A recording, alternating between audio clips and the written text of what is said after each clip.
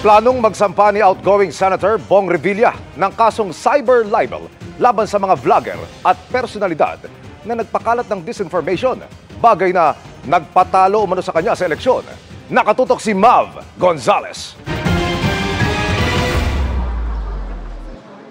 Bigong makabalik muli sa Senado si re-electionist Senator Bong Revilla at ang sinisisi niya rito ang mga nagpakalat umano ng disinformasyon tungkol sa kanya nung nagdaang eleksyon. I'm sad dahil nabiktima tayo ng fake news at napaniwala nila yung ibang tao na gano'n nga yung totoo. Maraming mga kabataan na bumuboto, hindi nila alam kung ano yung mga nangyari in the past years.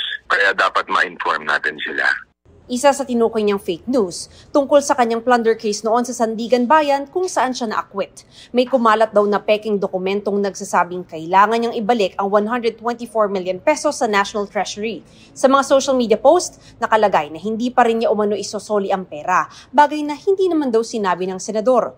Matatanda ang noong 2018, inakwit ng Sandigan Bayan si Revilla pero hinatulan namang guilty sina Janet Lim Napoles at ang aide ni Revilla na si Richard Cambe kaugnay ng pork barrel scam. Pero hindi malinaw kung sino ang dapat magsauli ng halagang 124 million pesos. Ang giit ng kampo ni Revilla, dahil acquitted siya, wala rin siyang pananagutang sibil.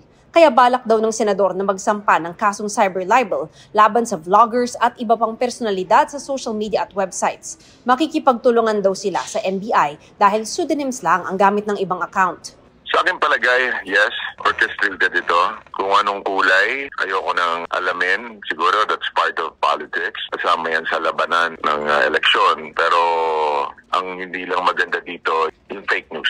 Kailangan muna matrace natin mabuti. Mahirap kasi mag-speculate. Ayokong magbintang.